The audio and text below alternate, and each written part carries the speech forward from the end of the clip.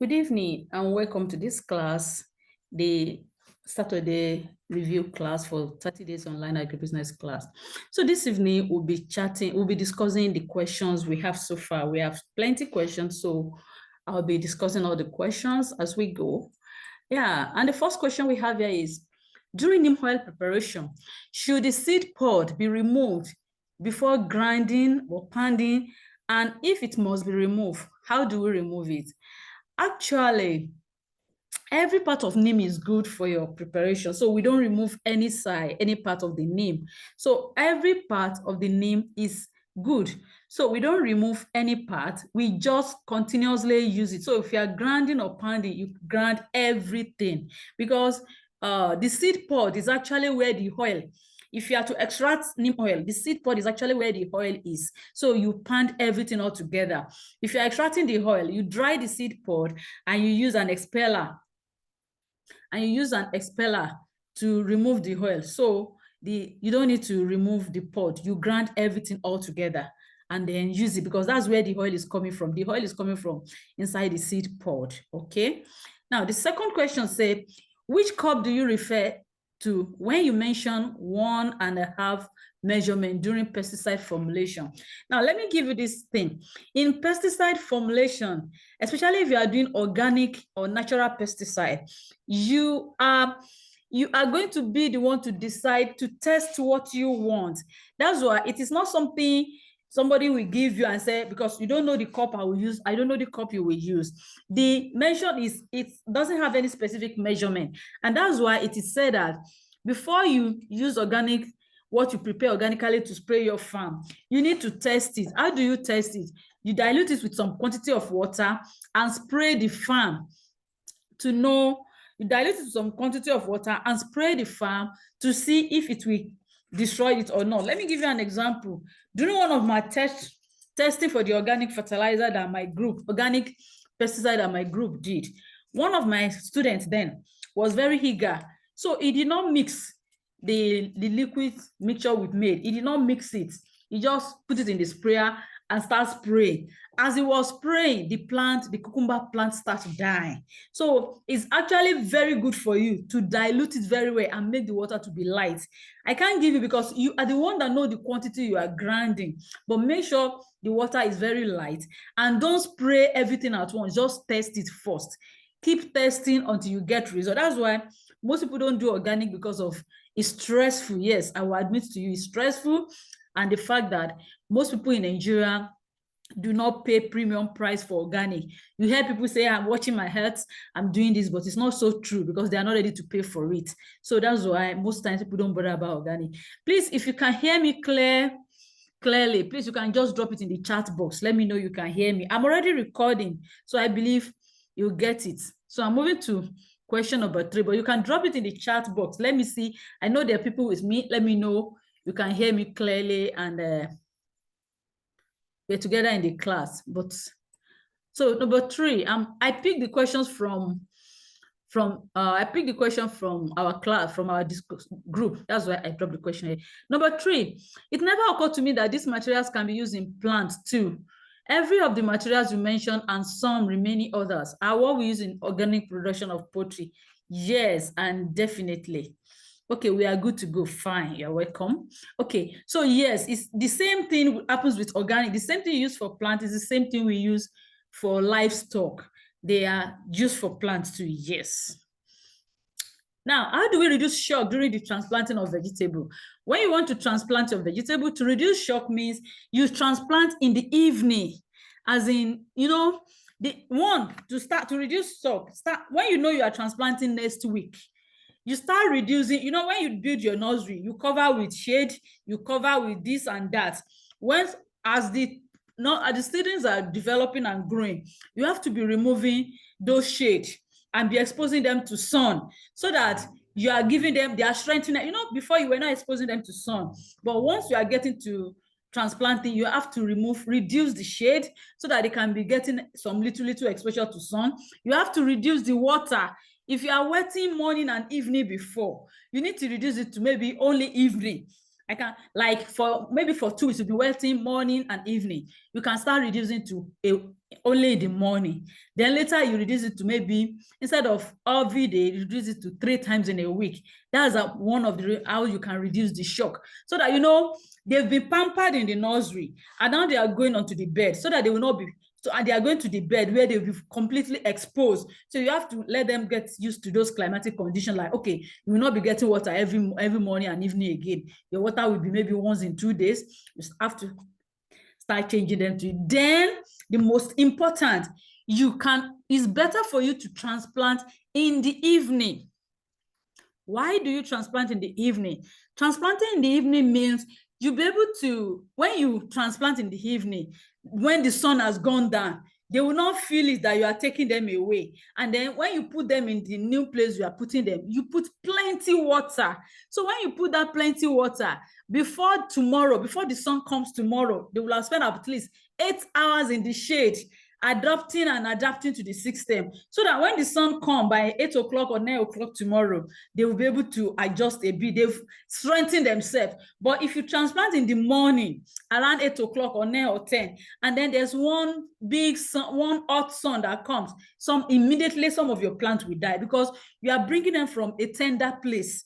You're bringing them from the nursery where they've been pampered and, you know, where you are supplying them everything, and you are taking them into the hot sun. So you might lose a lot of them. So it's better to transplant in the evening and let them adopt and adapt to the changes gradually. Okay. Now I'm moving to question 5. With adequate management in mind and the use of irrigation, hybrid and dry season seed, is it ideal for a farmer to cultivate tomato from the period of harvest in the north, such that the farmers start harvesting during the period when the southerners are about to start cultivation? I'm just curious. Okay, let me attend to what we do here for tomatoes. You need to understand the seasons. I'm sure in some of my classes will have listened to it. So now, presently, this is November.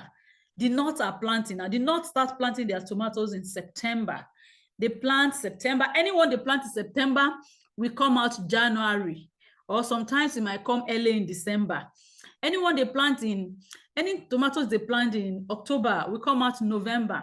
Any tomatoes they plant, you know, so that's why in the markets for tomatoes, there will be plenty surplus. There's always surplus tomato, starting from sometimes December. You will not feel December so much because plenty people are doing party, and so they are buying plenty tomatoes, whatever.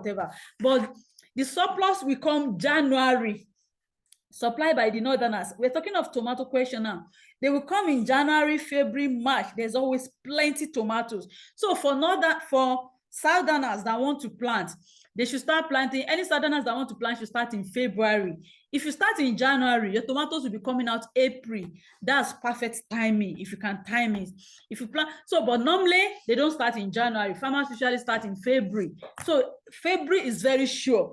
Any tomatoes you plant in February, March, and some part of April is going to meet good market, because by early April or middle of April, is sure the northerners, I advise to start in January, so that even if you don't meet the market in April, you're already preparing and you're already correcting your mistakes on planting. For instance, if you plant a plot in January, the mistakes you'll be making in the watering, in the management, in everything, you'll be correcting it in the one you'll be starting in February. It is advisable to plant tomatoes in batch. Don't just say, because I want to plant 1 acre, you plant everything in February. No, it's better you plant half in February, half in March. Or, just split it. Why you should split it? Because you cannot predict when the price will actually go up very well. It's just a range. Definitely, northern tomatoes will be out January, February, March. Then sometimes it's extended to April, but sometimes if it doesn't extend, it may just go early. So it's better for you to start, if you can plant small in January, February, March, April. If you can plant in those 4 months, following each other in those 4 months, you are good to go with tomato in Nigerian markets. Because it's the northerners that dictate the market. They are the one that plant the largest volume, and that is when the market is always crashing. So January, February, March, the market will definitely crash. There's one condition where the market doesn't crash: when northerners have issues with their tomatoes, like last year when they have issues of tomato Ebola. This tomato Ebola has come since about 6 years ago, and up to now, Nigerians have not really found a solution excuse me, they've never found a solution on an issue to hit. So tomato Ebola is something, why tomato Ebola make the price not to crash is that it will not allow, the northerners will not harvest plenty. When tomato Ebola come, it will wipe away a lot of farms and we will not have plenty. So it reduces the volume that goes to the market. Sorry, I'm a bit fast. We have plenty questions. Those are short questions, but we have plenty questions. I picked out the question though. So moving to after how many, question 6, after how many years of cultivation should a land be allowed to go fallow? And for how many years should a land be allowed? Okay, now with crop rotations that I understand, at least you should leave your land, you should, with crop, if you are using crop rotation, you might not need to leave your land to go fallow. Why? Because there's something called classes of crops. In classes of crops, there are crops that help themselves with that help themselves with nitrogen. There are crops that help themselves with nutrients. For instance, if you plant beans, if you are planting beans or you are planting groundnut, they are good nutrients. They give nutrients back into the soil. So sometimes it's advisable to plant tomato after groundnut, or you plant some, there's a kind of crop rotation that you might not need to leave your land fallow. But if you are not using crop rotation, it's actually advisable you leave 3-4 years to allow the land to go fallow. But because people are trying to maximize the land, so if you're not going for fallow, crop rotation is a very good option for you. But not just rotating, because if you are planting the same, there are classes of food we call, there are classes of food. We have solanaceous, we have cucurbite, we have leeks, we have different classes of food. So these classes have different nutrients they supply. So you should understand how to rotate them, following each other to be beneficial to your soil. You cannot keep planting the same class, like tomato and potato are in the same class. If you plant tomato and then you now plant potato, you have problem with the soil and you have problem with pests. If you plant the same thing with cucumbers and watermelon, they're in the same class. You cannot plant one of them after each other. So you need to know the classes of different, especially if you are dealing with vegetables. If you are doing short-term crops, you need to know the classes of food and be able to know how to do your crop rotation. Now, number question 7. What is the ideal space between one raised bed and the other? See, everyone designed their raised bed. When I copied raised bed from Market Gardener used width, the wideness. Market Gardener was using 75 centimeter wide, and then the length is about 30 centimeter length, the long length, but the wide, the edge, 75 centimeter. When I started my own, I had dropped, instead of 75 centimeter, if I'm using 75 centimeter raised bed wide, it means that we have plenty footpaths in between my beds. And I don't want to have plenty, as in there'll be plenty footpaths. After every 75 centimeter, there will be road. After every 75, and I don't want it. So I combine my own. I combine 75 centimeter plus 75 centimeter. That's 150 centimeter. So it means I reduce the number of footpaths. I don't know if you are getting what I'm trying to explain. On my own raised bed, I normally do my width 150 centimeter. Instead of Market Gardener was planting, Market Gardener is a book I read. It's written by Jean-Martin Fortier. It's a book I read, and that was what motivates my vegetable planting and a lot of my vegetable system. Though I readopt I picked the system, but I created to suit my home purpose. Like I told you, I'm telling you now, in his own 25 centimeter wide, he was planting 3 plants per row on the beds, and he have more plants. But I look at it, I tried it, and I felt it's too cumbersome. So I combined mine to be 150 centimeter, and then my length is 30 centimeter. But that 150, yes, 150. That 150 centimeter, I plant 4 rows of vegetables, 4 rows of pepper, 4 rows of anything I'm planting. That's how I design my bed. So like I said, you are meant to design your bed. By the time you understand the concept of raised bed, to be easy for you to design your beds by yourself. So the spacing for me, I use 150 centimeter at the width at the base, and then the length 30 centimeter.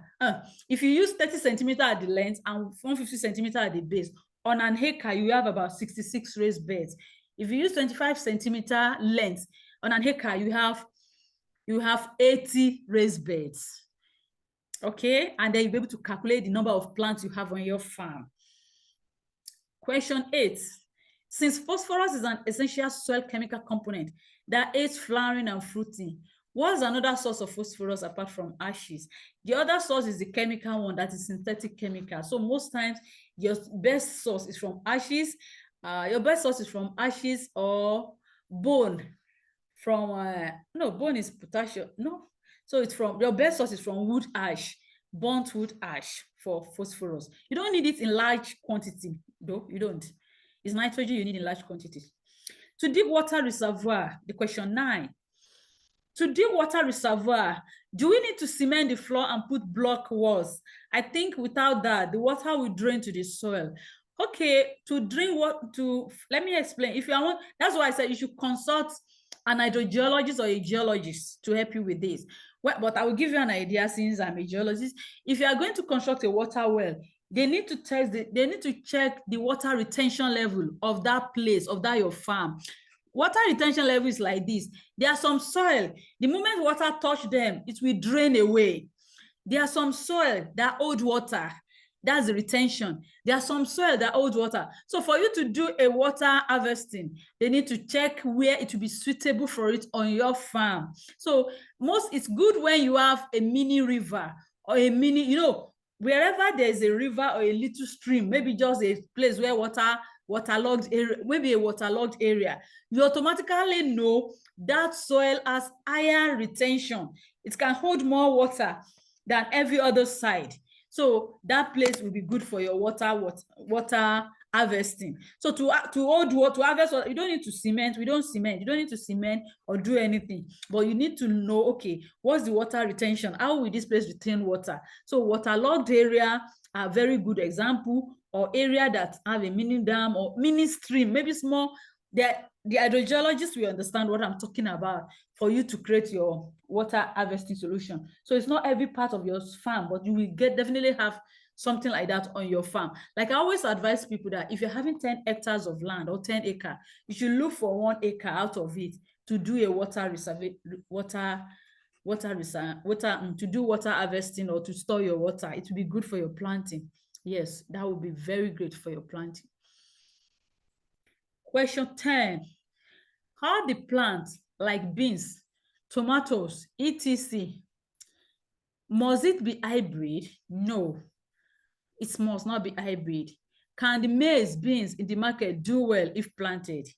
Yes and no. Number one, it must not be hybrid.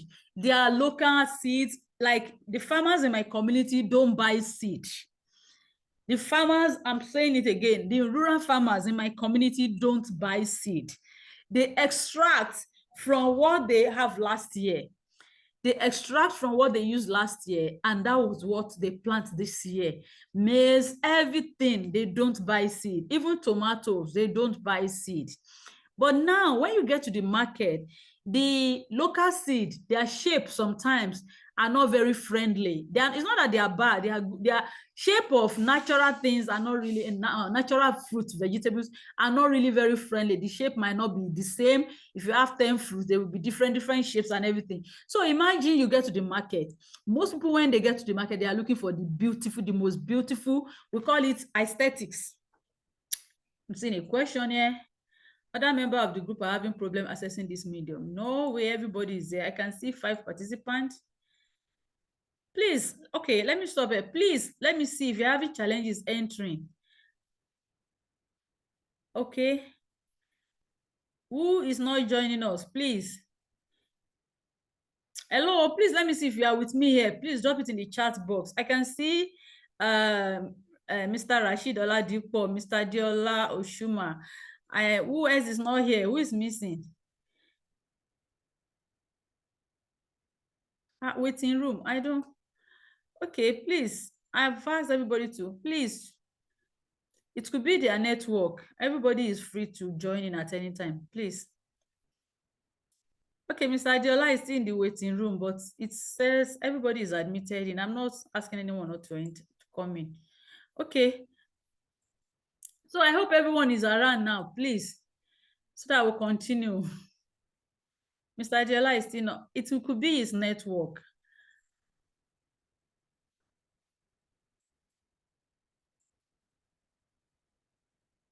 I didn't stop anybody in the waiting room. Oh, I don't know. They complained being stranded in the waiting room.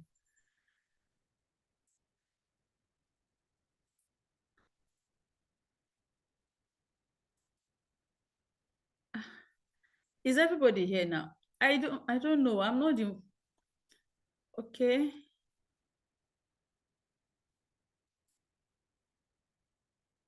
I should disable the waiting room. Okay.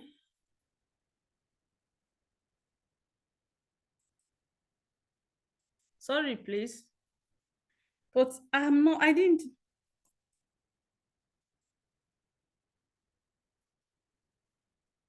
I've admitted all. I don't know. Please.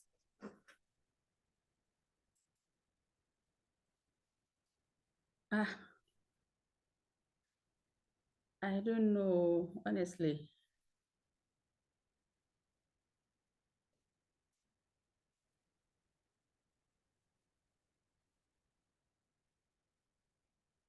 I'm seeing the waiting room and I've admitted all. I didn't keep anybody outside. So I'm surprised. Okay, is everybody here now? Please, let's see if I can see. Okay. Let me check. Where's the waiting room again?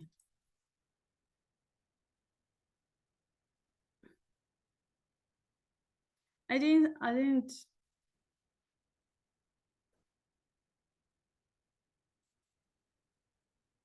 Okay, it kept a lot of us out of the meeting for a long time. Check your features. I've disabled the waiting room, please.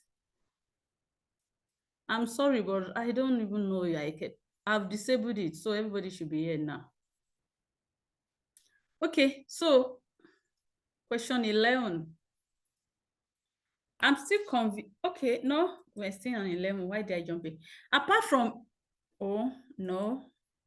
Okay, how the plant, must it be hybrid? Yes, I've attended to that. I said, no, it must not be hybrid. But most times when you get to the market, people prefer to buy, when you get to the market, people prefer to buy the beautiful ones. The most beautiful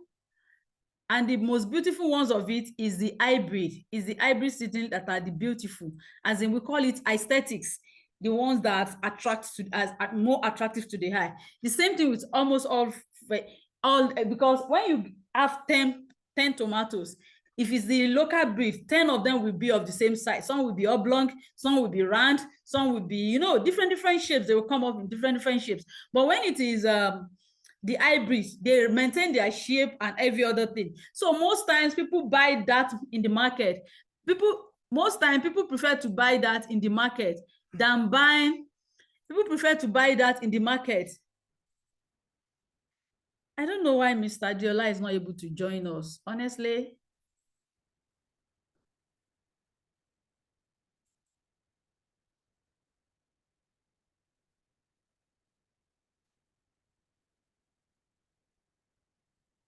okay, is here now. Okay. So people prefer to buy the beautiful ones when they go to the market. So because that's why people now start using hybrid, but it must not be hybrid. You can plant local, but the local might not command more price if you are going commercial.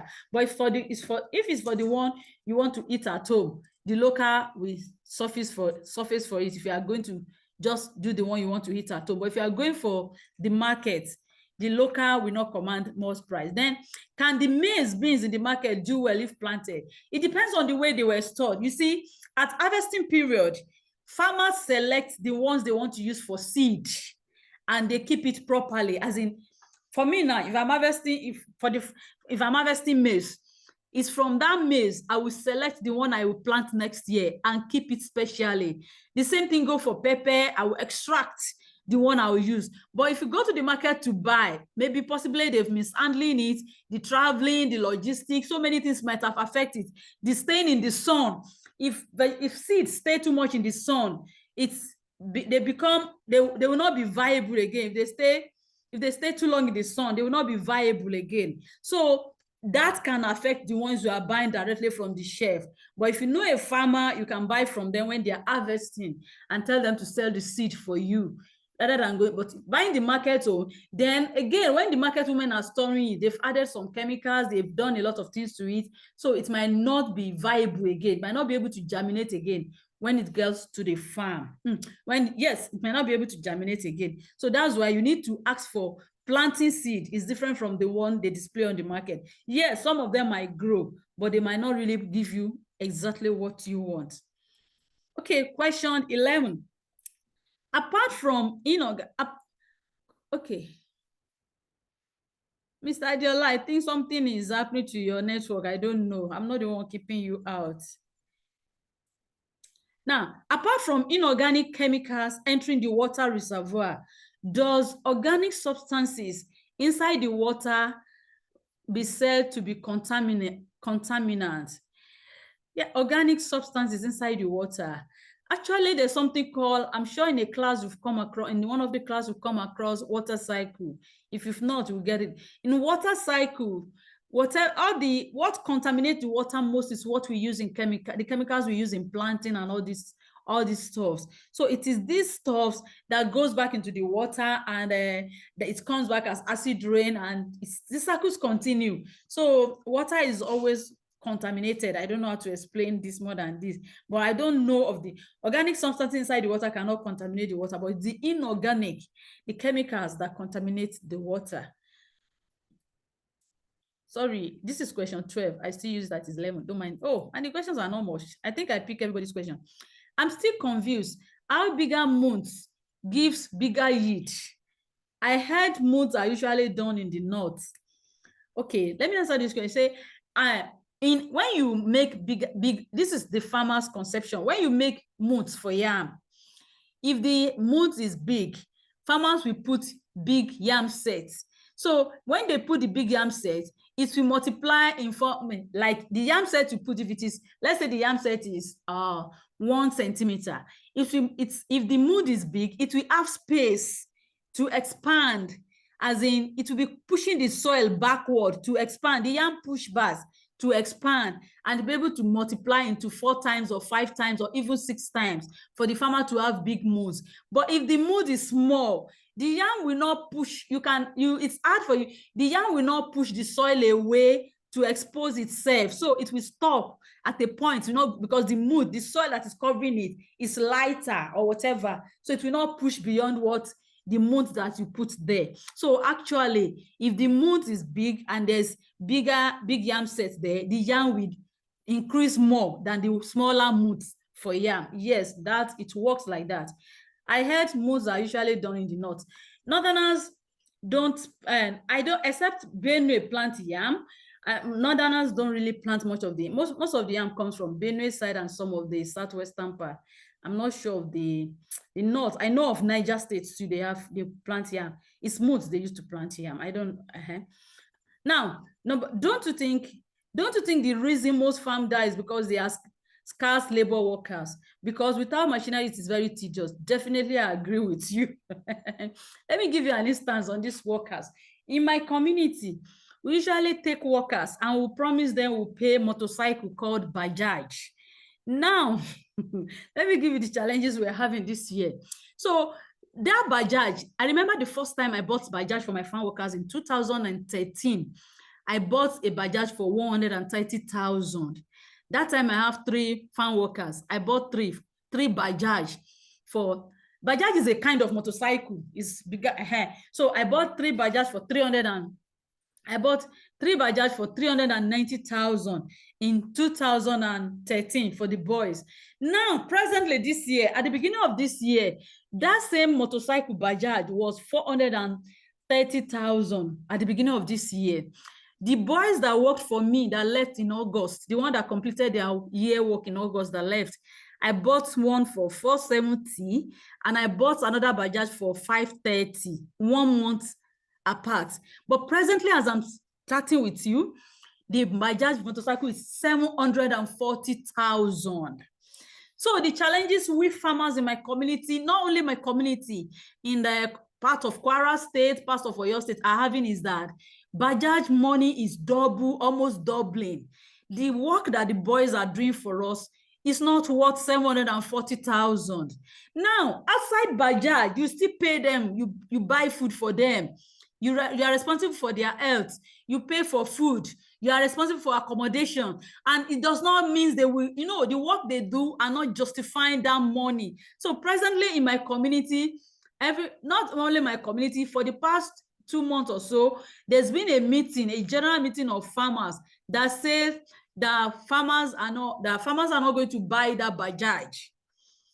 Now the Bajaj is saying, now imagine if we are buying, maybe it will have reached 1 million. So in a meeting, it's agreed that we are not buying the Bajaj, and we agree. Farmers generally said they will be paying the boys 400,000. But I'm being very sincere with you guys. Personally, for me, I'm willing to pay 500,000 per annum for the boys. But so now we are negotiating. We are not going to be paying. No, I have my reason for saying 500,000. Let me tell you, if you have owned a farm before, if you have worked on the farm, I know most of you are just coming onto the farm. Let me give you one system. Sorry, I have to share this with you. This is one of the most important parts of farming. Now, when you ask the boys, for me, let me share my experience with you here. For my first year, I have those boys. I told you I bought in 2013, I bought those Bajas for 130,000 and I have 3 boys. At the end of the year, I discovered I did not make anything from the farm. I run a huge loss because one, I was not going to the farm. I was not going to the farm every day. I got a farm manager who doesn't go. He will now take the boys to his own personal farm to go and work on his farm. And since I was not going to farm, so at the end of the day, whether they produce or they did not produce, you have to pay them. So I paid. Now, let me give you one reason. You might be wondering, why did I pay? If I did not pay that time, nobody will ever give me any boys to work on my farm again. That's one. Two, I'm still on the farm today and I still get boys. If I'd messed up that time, I won't be able to get boys again. That's why most of the farmers always fulfill that promise. But in order for farmers to make profit, every farmer in my community have two farm workers. Every morning by 6 o'clock, they take them to farm. 6 a.m. Please, I'm saying 6 a.m. every morning when you are still. So they take those boys to farm. The farmers that are used to farm work will also carry cutlass and hoes and stayed and work with these boys. You understand? Now imagine me that I cannot lift a cutlass or I cannot lift a hoe. So I can't work with these boys. But, well, because my work is irrigation, vegetables, and whatever, I don't do yam heaps. I don't do the strenuous ones. So the boys will still do my work.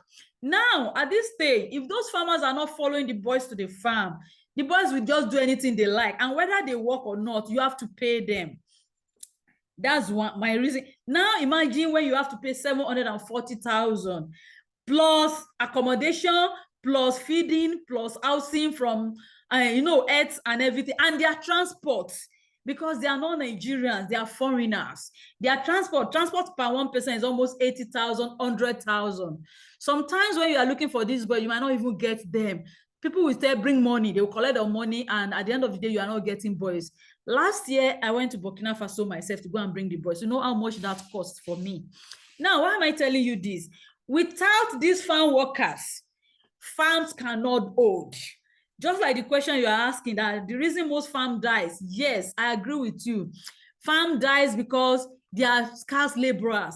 If you don't, like last year, upper year, the boy that worked with me, I gave him money to go and bring other boys that would do the work. The guy went, and after collecting several money from me, he brought, let me be candid, he went and bring in 4 boys. I told him these 4 boys are enough. What am I doing? 2 is even okay, but because you said we should share, 4 is okay. He said no, he insisted that I want to go and bring more. We'll work, we'll do this. I said fine. When he came back, he brought another 5. I told him I will not collect, because where will I get, what am I farming that I'll be buying, contributing to buy 9 Bajaj, 9 motorcycle? No way. I said I don't want. He said if I'm not taking those boys, he's going to withdraw even the 4 he has given me before. So I said, fine, take them. I don't want. So he withdrew all of them. Do you know what happened? The money I've given him for transport, he didn't pay. He felt he has claimed the money. So in short, I have to go and report him. I actually left him and allowed him to use the boys to work for a year. At the end of last year, I seized the motorcycle. You know, those boys, each of them will collect motorcycle when they are going back to their country. I saw one of the motorcycle parked and I seized it. As in, I asked somebody to pick the motorcycle for me and I lock it up. So eventually, they know they can't collect it from me. They went to report me to the king. Are you still with me here? I hope I'm not boring you. I'm just telling you some of my experience on the farm. Now, when I went to the king begged me and said, the king pleaded with me and said, I should let the boys go with the bike, that they will collect my money for me. As I'm speaking with you, the case is there, but the sure is going to pay my money at the end of this year. As of that time, I'm telling you a story of 2 years ago, that same Bajaj is 350,000. So the guy is owing me 350,000, the money he collected from me. But that was just 2 years ago, this December 2021. Now imagine December 2023, that same Bajaj is now 740,000 and it's still rising. Meanwhile, the work the boys do did not double, and foodstuff did not double from that 2021 to 2023. So right now, presently, I'm sure after this year, no farmer will pay Bajaj again. There will be a fixed price because already is a law in some of the villages surrounding us, like Kishi, some of the towns surrounding us. If they see a farm worker with Bajaj, they will seize it and burn it, or they will seize some and burn it to say nobody must buy Bajaj. It's money that we are going to be paying money for them. We are not buying Bajaj. You understand? Because Bajaj is getting high. It's not corresponding with the work they are doing. Now, why am I giving you this? A lot of farm fields for farm workers. People in the city don't know what we in the rural village. Like, imagine I told you, I'm going to buy Bajaj. I'll pay for food. I'll pay for this. People in the village people in the city want to get 40,000 or 30,000 per day, per month farm workers. They will not produce for you. I will give you another example. Please, before I go, let me see if you are with me. If you are with me, just say hi. I'm with you, so that I will not just be blabbing and blabbing. Let me see the chat box if you are with me. Oh yeah, I'm waiting. Oh,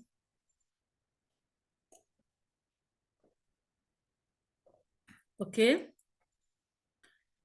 thank you. So that I know I'm not just okay. Fine, you are welcome. You are welcome. Okay, now I'm going to give you another incident. Now, that is I just share with you. Okay, fine. Thank you. Okay. Thank you. I'm just sharing what happened on the farm. Now, for people in the city, for you in Lagos, in Ibadan, in Abeokuta, we see some of them, they will say they got boys, outside boys, 40,000. They got outside boys, 40,000. They got Kiniko. They will not work. You cannot recover your money. Now, I just told you what the farmers in my community do. They stay on the farm with those boys. As in, from 6 a.m. in the morning, they will work till around 12 or till around 11. I mean serious work. You know, the farmers themselves can work. Then it's the farmer that will cook for them. They will cook yam. The yam they've planted from last year, they will take and slice it. Nothing to eat it. Oh, they just slice it and put salt and they will eat. They will rest more and they go back to start working again. That's how, even me, they used to tell me I'm paying too much, that the work I'm doing is not, you know, for farmer to recover their money. One, those boys are not machine. Let me just take it one by one. So farmer believe if they don't use the boy as much as possible, they will not be able. Imagine the Bajaj you are going to buy. They don't, whatever work they do, even if you leave them on the farm, you are at home and they are sleeping, you have to pay for the Bajaj at the end of the year. So that's the issue of Bajaj. Now, people in the city, let me give you an incident. There's a woman that wants to farm with me. At some point, I told her the farm worker is a challenge. She said she will bring farm worker for me. I told her I cannot use them. But if you have somebody that can manage them, no problem. You know why? The farm manager you people get for 40,000, the work they are doing for you cannot recover your money from the farm for you, because those one will tell you they will close by 10 a.m. They will get to farm 8 a.m. Maybe 7 a.m. They will close by 10 or 11 a.m. They will go in the evening and do 1 hour work. Farm work. See, it's machineries that can do all this work. But because the farmers there really want to make something out of it, that's why. Now, this is the calculation for the farmer in the village. They believe the cassava they plant is for paying the maize they plant is for paying the farm workers. The cassava they plant is for feeding of themselves and family. And then the yam they plant is the one that will be the benefit to the farmers. But if you are planting only cassava and you have farm workers, or you are planting only maize and you have farm workers, you are just serving the farm worker, or you are just serving them. Then if you have farm workers and nobody is supervising you are not supervising, they are not doing anything. The second example I want to give you, presently, there's a woman that brought the farm workers here. He got them a house, he gave them a house, and they are living there. He's paying them 40,000 per month. Do you know these boys, in a month, they will go to work 1 week in a month. The other days, no supervision, nobody, nothing. They just tell them to go and do this every day. They even pay for a motorcycle that take the boys to the farm every day, that collect 500 naira to take, because the farm is a bit stretched, a long distance. Immediately the motorcycle take those boys to the farm and drop them. They move from there and go to other people's farm to go and work and collect daily money. They're on salary with this woman that is not around. They collect daily money. Presently, this week, they did not go at all. They're on 40,000 salary. That's what they do for you. And now, these boys, they go to, presently, people are doing soya beans in my place. So these boys are just going there and doing daily job, and they're collecting salary. And then they will show picture. They will send picture to Lagos or to Abeokuta to show that they are working, and they're not doing anything. You see, this is 40,000. I'm sure most times those boys that, if they bring the northerners for you to come and work on your farm, that's the same quantity of job they would do. The only people that do extra work are the foreigners, but they are expensive. You see me, I just explained to you what we are fighting for in all these our area, or your state, some part of Kwara State and everything. We pay Bajaj.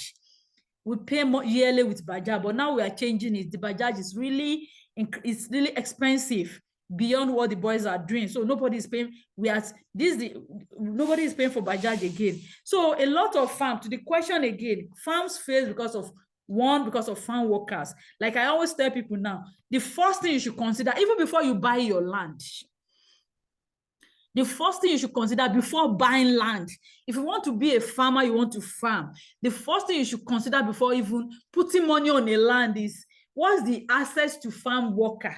One, these are something farm machinery should do. If you're on my Facebook, sorry, Facebook banned me on my Yinka Deshola, so you see I'm only using Farm Villa from another account, and I didn't bother about my personal account, so you might not see me on Facebook for some time. Facebook, I don't know, Facebook blocked my account, and I've not even bothered about it since I'm using my Farm Villa. So you can only follow me on Farm Villa. You cannot, on my personal account, it's been blocked. I don't know. I'm not bothered about it. I won't lie to you. So now, if you follow me, you see, most time I talk about machineries. These yam heaps that these boys are making, you see some big yam heaps I post on Farm Villa, they are manually made. Imagine a woman being creating those kind of molds to make yam. So it's expensive. No Yoruba boy, no Nigerian guys can, even outside guys will not make those kind of molds for you for yam. They will not make it for you. Though I know Benue boys, they did some, they tried. Excuse me, they will not make that mood for you. So we are having challenges of farm workers, farm laborers. So the first thing you should consider before even buying your land, before putting money to buy land or anything, please consider this place where I want to buy land, the farmers that are there, how are they doing? You need to understand that first before you put money on a land. Know that you can. Is my area, I can do this in my area because it's a farmer. Everyone is a farmer, and 99% of my locality are farmers. Each farmer in my community have two boys, two foreigners. We have foreigners from Togo, presently, the boys on my farm, they are supposed to end their tenure by this December. Do you know the tenure has not ended? And I'm already networking for the people that work for me from January. Already, I know by December or early January, I know I will be in Benin, or I'm already one foot out of Nigeria, because we are close to the border. You know, from my place now to some part of Benin is about 4 hours, 5 hours. I will get there. I'll get to some of those places and then you have to go and look for the boys. You pay for their transport. That's outside the Bajaj and every other thing. So farms are dying really because the work is tedious. And that's why I keep saying, if you have money and you want to invest, instead of, because if you put millions on the farm and you don't have farm workers, your farm will close down. You can't do it yourself and you won't get somebody. My initial mindset before was, because I'm coming to the rural side, the boys in the rural side will do the work, but the work is hard. They cannot do, they don't want to do it, and they cannot do it. So it's the foreigners, their poverty level is higher than Nigeria, so they are the ones that are doing this kind of work, and it's stressful too for them. Most of you can see it's expensive for farmers. So machineries are the way to go, but most of the machineries, farmers cannot afford to buy them. Farmers cannot afford to buy them. So it's been a big challenge for us. So I think those are the questions I have for this evening. I'm going to wait and see if we have some other questions from what we've done. Please, if you missed from the beginning, the class is being recorded, so you can watch it after this. You can start from the beginning. But these are the questions I have for today. If you have questions from what we've said so far, please, you can drop it in the chat box. Let's discuss it, please. Thank you. So let's see if you have questions, any other questions, anything relating to our Greek, you can ask. Any other questions you have relating to our Greek. It might not even be something we've discussed just now. Just ask and let's discuss it.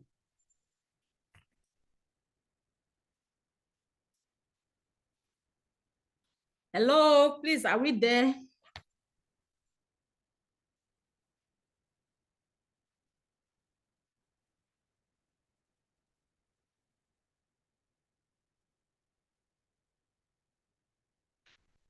No question.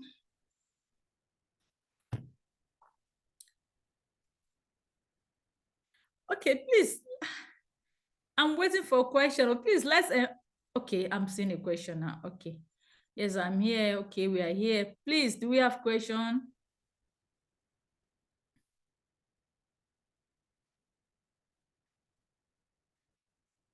No question. If there's no question, then we can call it a day. But if there are questions, we can discuss it. Okay. So I'll still wait for, because sometimes I just close up and the questions will just pop up.